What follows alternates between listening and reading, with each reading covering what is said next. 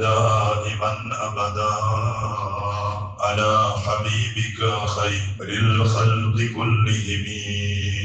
പരിശുദ്ധമായ സൂറത്തു യാസീനിന്റെ ഒരുപാട് ഖുസൂസിയത്തുകൾ മഹാന്മാരായ മുഫസ്സിരീങ്ങൾ കിതാബുകളിൽ രേഖപ്പെടുത്തിയതായി കാണാം. അതിൽ ഒരു പ്രത്യേകതയാണ്, ഏത് പ്രയാസം നമ്മുടെ ജീവിതത്തിൽ കടന്നു വരുമ്പോ ആ പ്രയാസം നീങ്ങിക്കിട്ടണമെന്ന നെയ്യത്തോടെ ഒരാള് സൂറത്തു യാസീൻ പാരായണം ചെയ്താൽ അവന്റെ ബുദ്ധിമുട്ടുകൾ മുഴുവനും അല്ലാഹു തആല നീക്കിക്കൊടുക്കുമെന്ന് സൂറത്തു യാസീനിന്റെ പ്രത്യേകതയിൽ എണ്ണി പറഞ്ഞ ഒരു പ്രത്യേകതയാണ്. എന്ത് പ്രയാസം നമ്മുടെ ജീവിതത്തിൽ വരുന്നുണ്ടോ എന്തായാലും അത് നീങ്ങിക്കിട്ടാൻ നമ്മെ സഹായിക്കുന്ന ഒരു സൂറത്താണ് സൂറത്ത് യാസീൻ. ആ രൂപത്തിൽ അത് ഓതണം.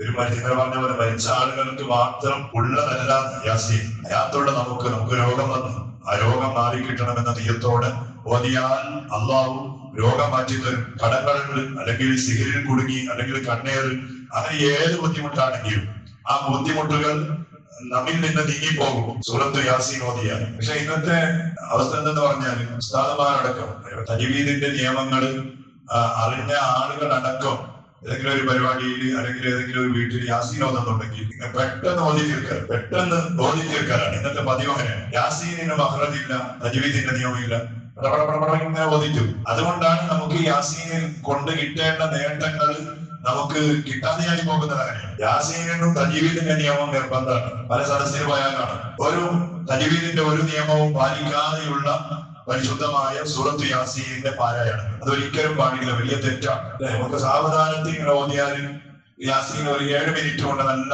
ആത്തോടെ കൂടി ഓതിയാൽ 7 മിനിറ്റ് കൊണ്ട് ഓതി തീർക്കാൻ കഴിയുന്ന ഒരു സൂറത്താണ് സൂറത്ത് യാസീൻ. പക്ഷേ ഇതങ്ങനെയല്ല. ഇത് അതിനെ ഭയങ്കരമായി സ്പീഡിൽ ഓതിയിട്ട് ഖുർആൻ അങ്ങനെയാണ്. ഖുർആനെ കുറിച്ച് ഖുർആൻ പറഞ്ഞെന്താ, ഖുർആൻ തർത്തീലാന്നാണ്. നല്ല സാവകാശം സമാധാനത്തിൽ അതിന്റെ അർത്ഥങ്ങൾ അതിന്റെ ആശയങ്ങൾ മനസ്സിൽ ഇങ്ങനെ വരുന്ന രൂപത്തിലായിരിക്കണം നമ്മുടെ സൂറത്ത് യാസീനിന്റെ പാരായണം. അങ്ങനെ ഓതുമ്പോ നമ്മുടെ എല്ലാ ബുദ്ധിമുട്ടുകളും യാസീൻ ഓതിക്കൊരു ദ്വാ നടത്തിയാൽ മതി. അള്ളാഹിനോട് ഒരു ദ്വാ, അള്ളാഹിന്റെ കലാമല്ലേ യാസീൻ, ഖുർആനല്ലേ യാസീൻ. അള്ളാഹുവിനോട് പഠിച്ചോനെ എന്റെ രോഗം മാറിക്കിട്ടാൻ നീയത്തോടെ ഓതിയതാണ്, മാറ്റിത്തരണേ അള്ളാഹ്. എന്റെ കടങ്ങൾ തീർന്നു കിട്ടാൻ ഓതിയതാണ്, നീ തീർത്തു തരണേ അള്ളാഹ് എന്ന് അള്ളാഹിനോട് ദ്വാ എന്നാൽ അള്ളാഹു തആല നമ്മുടെ ബുദ്ധിമുട്ടുകൾ തീർത്തു തരുന്നു. ഒരാൾ അവനെ മനസ്സിലാക്കി. നമ്മുടെ ചില നാടുകളിലൊക്കെ ഇപ്പൊ നമ്മുടെ ഈ ശീരണിമംഗലം അപ്പൊ നോക്കാലോ ശീരണമംഗലാക്കിയാല് മൗലിദല്ലോ മൗലിദ് ഓതിയിട്ട് അവസാനമായിട്ട് യാസീനെ തുറക്കുമ്പോ യാസീനോദണ്ടെന്ന് പറഞ്ഞു. യാസീനോദണ്ട ചില നാട്ടിലോട് ഒരു നാൽപ്പാട് യാസീനോദണ്ട അത് ഇത് ആണ്ടല്ല, ഇത് ശീരണിമംഗലം ആണ്ടല്ല ശീരണിമംഗലം. കാരണം ഓരോ മനസ്സിലാക്കി യാസീൻ എന്ന് പറഞ്ഞ മരിച്ചവർക്ക് തന്നെ ഇത് കിട വരാനുള്ളത് മരിക്കാനുള്ളതല്ല, ഇത് പ്രസവിച്ച വരാനുള്ള കുട്ടിയല്ലേ. അപ്പൊ അതുകൊണ്ട് യാസീൻ വേണ്ട, ചില നാടിന്റെ കെട്ടാണ് നടപ്പാണ്. അപ്പൊ അതൊന്ന് മനസ്സിലാക്കാത്തതുകൊണ്ട് യാസീൻ എന്ന് പറഞ്ഞാൽ ഒരു മരിച്ച ആളുകൾക്ക് മാത്രം ഓതാനുള്ളതല്ല, എല്ലാ ഹൈറായ വിഷയങ്ങളിൽ അത് വലിയ വിഷയമല്ലേ. സുഖപ്രസവം ഇത് കഴിക്കുന്നതിന് വേണ്ടിയിട്ടാണ്. ഇനിയുള്ള ആ പ്രസവവും ആ വരുന്ന കുട്ടിയും ഒരു നല്ല ആരോഗ്യമുള്ള കുട്ടിയാവണം, ഒരു സ്വാലിയായ സന്താനമാവണം. പ്രസവ സമയത്തുള്ള പ്രയാസങ്ങളൊക്കെയും അതിൽ ആ ബുദ്ധിമുട്ടുകൾ നീങ്ങിക്കിട്ടണോ എന്ന നീയത്തോടെയല്ലേ ഇതൊക്കെ മാന്മാർ പഠിപ്പിച്ചത്. അപ്പൊ അത് നേടിയെടുക്കാൻ നമ്മളെ സഹായിക്കുന്ന ഏറ്റവും വലിയൊരു കാര്യമാണ് സൂറത്ത് യാസീൻ. അത് വേണ്ടെന്ന് പറയരുത്, ഭയങ്കര സന്തോഷമാണ് യാസീൻ കാരണത്ത്.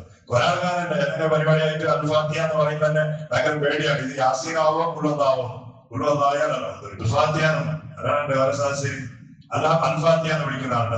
അത് പാടില്ല. ഇപ്പൊ ഞാൻ നിങ്ങളെ കുറിച്ച് പറഞ്ഞാൽ നമ്മുടെ വായിക്കുന്ന ഒരാൾക്ക് എത്തുന്നുണ്ട് അൽഫാത്തിയ ഇപ്പൊ ഒരു 10 ആളുകൾ ഞാൻ പറയാം. ഇന്നലെ ഒരു സദസ്യം അപ്പൊ സദസ്സിന്റെ തുടക്കത്തിൽ അൽഫാത്തിയ എന്ന് പറഞ്ഞു. അപ്പൊ ആ സദസ്സിൽ കുറെ ആളുണ്ട്, 10-50-100 ആളുകൾ. അപ്പൊ അതിന്റെ സമയത്ത് അതേ സമയത്ത് ഇലാ ഹദ്റത്തി നബിയിൽ മുസ്തഫ മുഹമ്മദ് എന്ന് പറഞ്ഞാൽ ആ സലാത്ത് എത്ര അദ്ദേഹം നഷ്ടപ്പെടുത്തൽ, ആ സലാത്ത് ചെല്ലുന്ന ഒരു അവസരം നഷ്ടപ്പെടുത്താണ്. അതൊരിക്കലും പാടില്ല.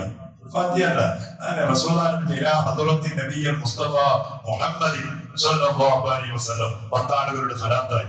ആ സലാത്ത് ആദ്യത്തിൽ തന്നെ സലാത്ത് ചെല്ലാന്ന് പറഞ്ഞാൽ അതൊരു സുഖരക്ഷനാണ്. നമ്മുടെ സലാത്ത് നമ്മുടെ മജ്‌ലിസിന്റെ ഖബൂലിയത്തിനും നാളെ ചെയ്യാൻ പോകുന്ന മൗലിദാവട്ടെ ഖുർആനാവട്ടെ നമ്മുടെ ദുആ ആവട്ടെ അത് മുഴുവനും സ്വീകരിക്കാൻ നമ്മളെ സഹായിക്കുന്ന ഒരു വലിയ ആയുധമാണ് സലാത്ത് എന്ന് പറഞ്ഞാൽ. അത് ചിലപ്പോ ഇതുകൊണ്ട് നഷ്ടപ്പെട്ടു പോകും. അൽഫാത്തിഹ എന്ന് പറയും. ഞാൻ പറഞ്ഞ അങ്ങനെയല്ല, ഫാത്തിഹ ഓതുന്നതിന്റെ മനസ്സിലായി ഇതെന്തായിരിക്കും 2 മിനിറ്റിൽ തീർന്നതാ അല്ല 10 മിനിറ്റ് കൊണ്ട് തീരാൻ പോകുന്നതാ. യാസീൻ ആണെങ്കിൽ മുകളിലും ഭയങ്കര പാടി 10 മിനിറ്റ് ഇരിക്കണ്ട്. അങ്ങനെയാണെങ്കിൽ നമുക്ക് അങ്ങനെ യാസീനിന്റെ മധുരം കിട്ടും. യാസീനെ കൊണ്ട് നമുക്ക് എങ്ങനെ നമ്മുടെ കാര്യങ്ങൾ നേടിയെടുക്കാൻ കഴിയും? നല്ല സാവകാശം, നല്ല സമാധാനത്തിൽ, മനസാന്നിധ്യത്തോടെ നമുക്ക് ഖുർആൻ യാസീൻ ഇങ്ങനെ ഓതാൻ കഴിഞ്ഞാൽ അതിന്റെ ഏറ്റവും വലിയ സന്തോഷമാണ്. നമ്മുടെ പ്രയാസങ്ങൾ മുഴുവനും അള്ളാഹു നീക്കി തരും. അതുകൊണ്ടാണ് നമ്മുടെ മുൻഗാമികളായ മഹാന്മാരായ ആലിമീങ്ങളെ പഠിപ്പിച്ചത്. എല്ലാ കാര്യത്തിലും യാസീൻ, യാത്ര പോകുമ്പോ യാസീൻ, അതുപോലെ നമ്മുടെ പ്രശ്നങ്ങൾ വരുമ്പോ യാസീൻ, ബുദ്ധിമുട്ട് വരുമ്പോ യാസീൻ. എന്റെ കാരണം ആ യാസീന് അത്ര വലിയ പവറുണ്ട്. അള്ളാഹു കൊടുത്ത പവറാണ്. അത് ഓതിയാൽ നമ്മുടെ ബുദ്ധിമുട്ടുകൾ നീങ്ങി കിട്ടും. അള്ളാഹു നമ്മുടെ എല്ലാ പ്രയാസങ്ങളും, പ്രശ്നങ്ങളും, ബുദ്ധിമുട്ടുകളും എല്ലാ ദിവസവും ഓതുന്ന ഓരോരുത്തരും അവർ വൈകിട്ട് യാസീൻ ഓതുന്നു, ഖുർആൻ ഓതുന്നു, മുൽക്ക് ഓതുന്നു, വാഖിയ ഓതുന്നു, റഹ്മാൻ ഓതുന്നു. അങ്ങനെ എല്ലാ ദിവസവും രാവിലെ ഓതുന്ന ആളുകളുണ്ട്, മഗ്‌രിബ് കഴിഞ്ഞ് ഓതുന്ന ആളുകളുണ്ട്.